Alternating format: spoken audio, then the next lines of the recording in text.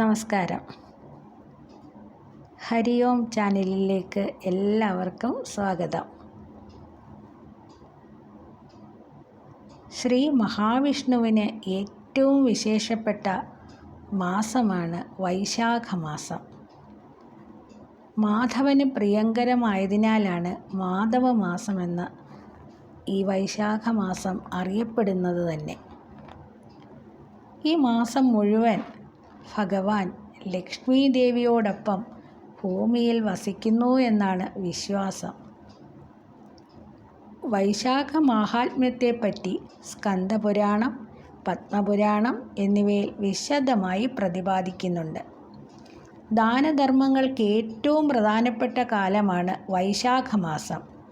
ഈ കാലത്ത് നടത്തുന്ന എല്ലാ പുണ്യകർമ്മങ്ങൾക്കും 10 മടങ്ങ് ഫലമുണ്ടായിരിക്കും.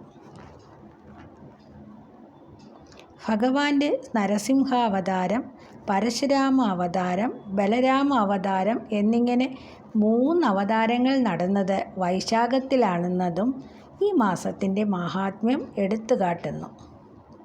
വ്രതാനുഷ്ഠാനങ്ങളോടെ വിഷ്ണുഭജനത്തിന് ഏറ്റവും യോജിച്ച സമയമാണ്. ഗുരുവായൂർ ഉൾപ്പെടെയുള്ള വൈഷ്ണവ ക്ഷേത്രങ്ങളിലെല്ലാം വൈശാഖ മാസം പുണ്യകാലമായി ആചരിക്കാറുമുണ്ട്.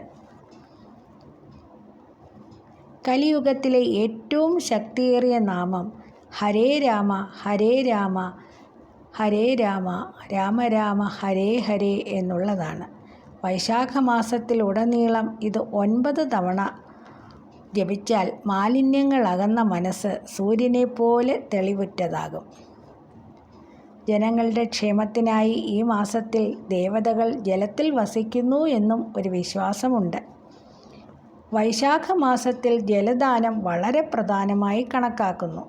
ഈ മാസത്തിൽ ചൂട് അധികരിക്കുന്നതിനാൽ ദാഹിക്കുന്നവർക്ക് വെള്ളം നൽകുന്നത് പിതൃക്കളുടെയും ദേവതകളുടെയും അനുഗ്രഹത്തിന് കാരണമാകുന്നു.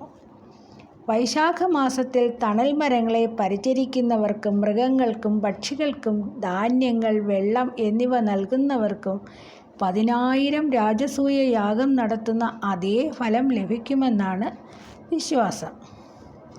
എല്ലാ ദിവസവും വിഷ്ണു സഹസ്രനാമം പാരായണം ചെയ്യണം.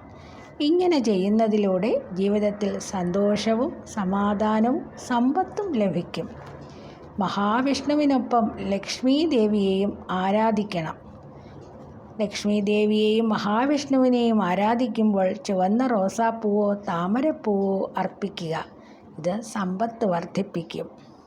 സാത്വികമായ ആഹാരക്രമം പാലിച്ച് ഭഗവത് നാമങ്ങൾ ഉരുവിട്ട് ഭക്തിയോടെ വൈശാഖ മാസം ആചരിച്ചാൽ തീർച്ചയായും മഹാവിഷ്ണുവിൻ്റെയും ലക്ഷ്മി ദേവിയുടെയും അനുഗ്രഹം ലഭിച്ചിരിക്കും.